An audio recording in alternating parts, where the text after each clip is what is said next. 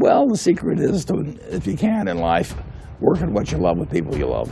워렌버핏은 1930년생으로 11살에 처음으로 주식을 샀습니다. 그의 현재 재산은 약 97조이고 자신의 고향 오마하를 따서 오마하의 현인이라는 별명을 가지고 있습니다. 지금부터 그의 인터뷰를 통해 주식 투자에 대한 팁과 노하우를 들어보겠습니다.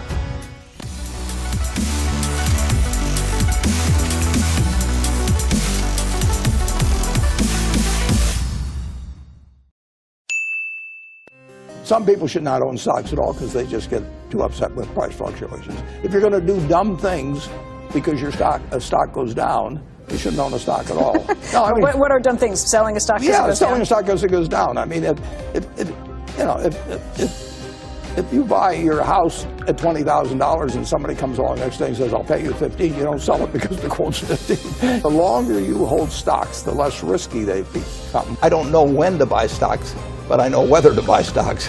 It isn't very complicated. I mean, you have to decide, A, whether it's a product that is somewhat durable, which I think illustrated, and whether the appeal is universal, which it certainly is, and then whether you have honest and competent management running it, which you most certainly do. Peter Lynch has always said, buy a business that's so good that any idiot can run it, because sooner or later one will.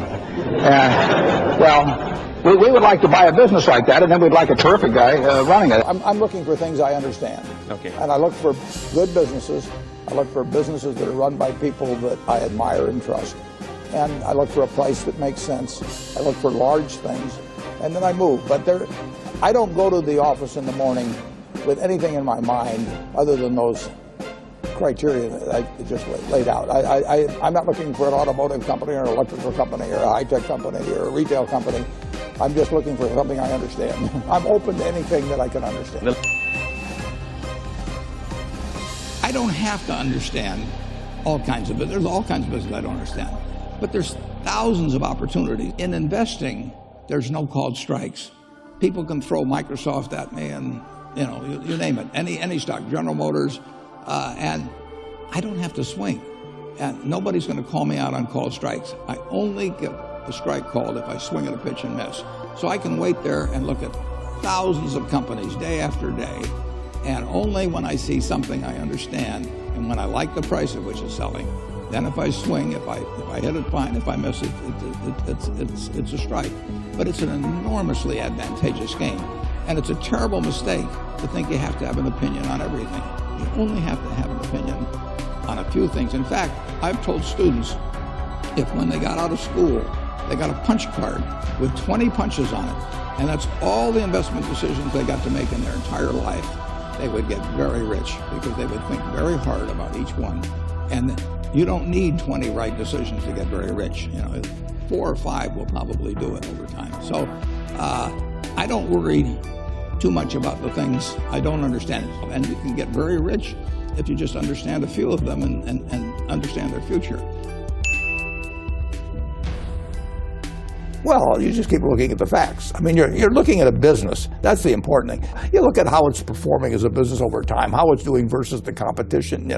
I look to the business to determine whether I made a good investment. And I'm concerned about, whether we have new competition, how we do over the years. But it's the business I look at. When you're just looking at the price of something, you're not investing. Stocks like you'd own a farm or an apartment house, you don't get a quote on those every day or every week. And the value of American business depends on how much it delivers in cash to its owners over between now and Judgment Day, and I don't think it changes in 10% in a 2-month period. The question about selling a really great business is never, because to sell off something that is a really wonderful business because the price looks a little high or something like that, it's almost always a mistake. And it took me a long time to learn that. I haven't fully learned it yet, but it's rare that it makes sense. If you really believe that the long-term economics of the business are terrific, it's very rare it makes any sense to sell it. Now, if you try to jump from flower to flower among groups like that, I think you probably have to, because I'm not sure that you can pick permanent winners. But if you own a wonderful business in life, the best thing to do is keep it. All you're going to do is trade your wonderful business for a whole bunch of cash, which isn't as good as the business.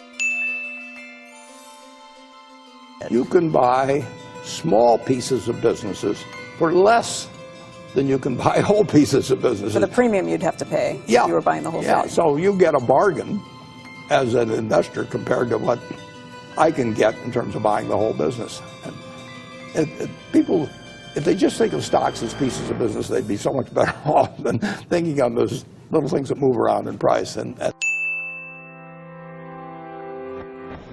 all we're trying to do is try and find businesses we think we can understand, where we like the people running them, and where the price makes sense in relation to the future economics. And when I find that, I like to buy a lot of it and keep it. And they're hard enough to find that I don't believe in selling them very often, because it's hard to find replacements.